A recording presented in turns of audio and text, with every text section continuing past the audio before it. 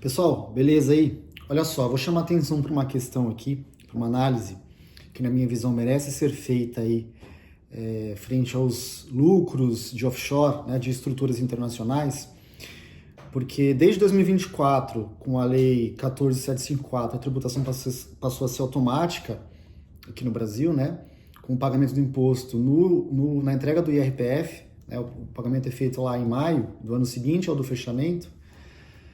E em 2025 isso já foi um problema, porque os ativos de bolsa no exterior subiram muito, né, e o câmbio estava muito alto.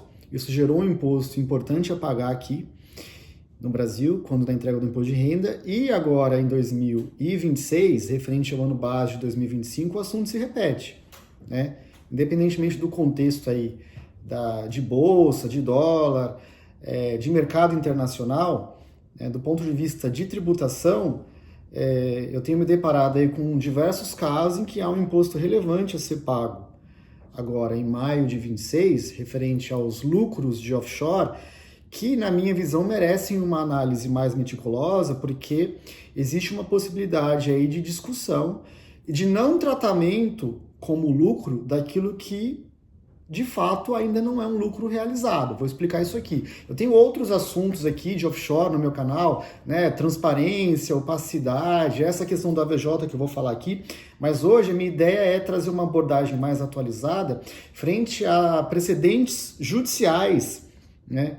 Aqui já do ano passado, já de contribuintes que questionaram esse assunto na justiça, que eu quero fazer um comparativo técnico aqui para levar informação para as pessoas e para eventualmente fazer uma provocação de que você pode estar pagando mais imposto do que deve, tá? Então vamos lá, eu sou o Alexandre, advogado aqui de São Paulo, sou especialista tributário, tenho mais de 20 anos de experiência aí com tributação de offshore, participei do HERACT lá em 2016, enfim, tenho tratado bastante desse assunto aqui no YouTube.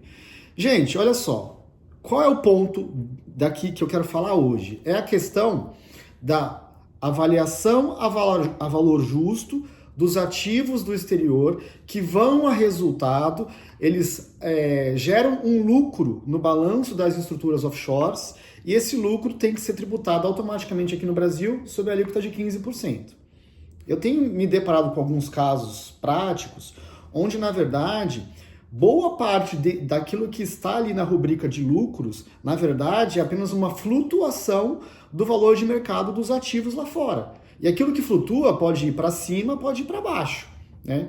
Aí você fica com um problema, pô, você paga o imposto, depois o ativo corrigiu, e você ficou com aquele ônus ali que você já tirou o dinheiro do bolso e poderia fazer uma avaliação melhor. Qual que é a minha opinião? Né? Dentro do que eu vou dar exemplo aqui de 2 julgamentos. Veja, é muito importante que a contabilidade, né, em conjunto com uma assessoria jurídica, e aí eu me coloco à disposição para fazer isso, entenda a composição do portfólio. Né? Se forem ações, na minha opinião, a flutuação do preço das ações, isso não é lucro realizado, tá? Isso não é acréscimo patrimonial.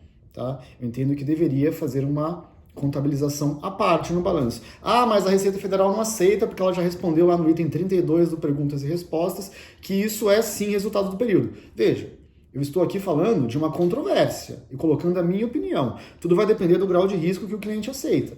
Né? Mas na minha opinião, e também num precedente já existente aqui, de um mandado de segurança que foi protocolado em Ribeirão Preto, o juiz concordou. Né? Então veja, aqui é um ponto que eu já quero falar. O juiz, numa decisão de primeira instância, ele reconheceu que a simples variação no valor de mercado das ações não se confunde com renda efetiva. Ou seja, que isso não deveria ter sido tratado como lucro e, consequentemente, tributado aqui no Brasil a 15%. Então, esse precedente, que ainda a lei é nova, né? Matéria de primeira instância ainda, ele está exatamente em linha com o meu entendimento aqui. Ah, então o que eu faço? Olha, sente com o seu contador, com o seu advogado, né? Eu me coloco à disposição, eventualmente, e analise. Porque, por exemplo, eu vou dar um exemplo de fundos. Ah, eu tenho fundos. Pô, se o seu fundo é um fundo de equity, na verdade você tem um empacotamento de ações. E aí o conceito é o mesmo. Né? A flutuação do valor do patrimônio não é um ganho efetivo, não tem disponibilidade jurídica ou econômica. Né? É uma controvérsia, é uma questão a ser discutida. Tá? Aí assim, né, para comparar, né, entregando aqui aquilo que eu prometi no começo. Eu disse que ia falar aqui de decisões judiciais. Tem uma outra decisão judicial que é um outro mandado de segurança, esse aqui da 7ª Vara Civil de São Paulo, tá? Que a decisão, ela é desfavorável. Deixa eu só ver se eu não estou usando errado aqui. É esse aqui, desculpa. É o da 24ª Vara Civil de São Paulo, né? Que é uma decisão desfavorável. E que, pelo que consta, pelo que eu pude apurar, inclusive a PGFN tem usado esse precedente aqui de São Paulo na contra-argumentação dos processos aí, exemplo aqui lá de Ribeirão, que tentam excluir da tributação a flutuação, né, a avaliação ao valor justo das ações. E a PGFN tem usado esse precedente, mas na minha opinião, tecnicamente está errado. A PGFN não está comparando a mesma coisa, não está usando o mesmo peso e mesma medida. Porque esse outro mandado de segurança que foi proposto em São Paulo, que foi impetrado em São Paulo, na verdade a discussão dele é uma discussão ampla, tá? É uma discussão muito mais abrangente, que tenta atacar a essência da Lei 14.754, no sentido de que o lucro não distribuído não poderia ser tributado. Não é isso que eu estou falando, tá? Eu não estou entrando nesse mérito aqui no vídeo. Porque essa questão de você, olha, é você querer voltar ao diferimento, é você querer atacar aí a integralidade da Lei 14.754, né? Por tratar de lucro não distribuído. Eu não estou aqui falando de lucro não distribuído. Então, para terminar o vídeo, o que eu estou separando aqui do ponto de vista conceitual e trazendo uma possibilidade de análise e discussão, né? É o seguinte, uma coisa é lucro não realizado, que vem do AVJ, que vem da flutuação de preço de um ativo que eu sequer vendi, que pode subir e pode descer. Outra coisa é o lucro não distribuído, que é aquele já realizado, já efetivamente realizado, contabilizado, só que não entregue ao sócio. Não é isso que eu estou discutindo aqui. Porque isso é você ir contra a integralidade da lei. Então, para terminar e focar aqui, veja, o que eu recomendo que as pessoas façam é uma análise de carteira, de portfólio, para entender aquilo que é lucro não realizado.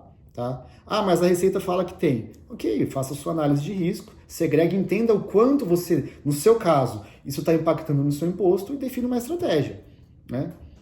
Essa é a minha visão. Fico à disposição, tá, pessoal? Fui até além do que queria aqui, mas como sempre, né? Meus contatos ficam no início da descrição do vídeo. Quem quiser uma assessoria para esse assunto, só me chamar no WhatsApp e falar diretamente comigo. Curta esse vídeo, se inscreva no canal e até mais.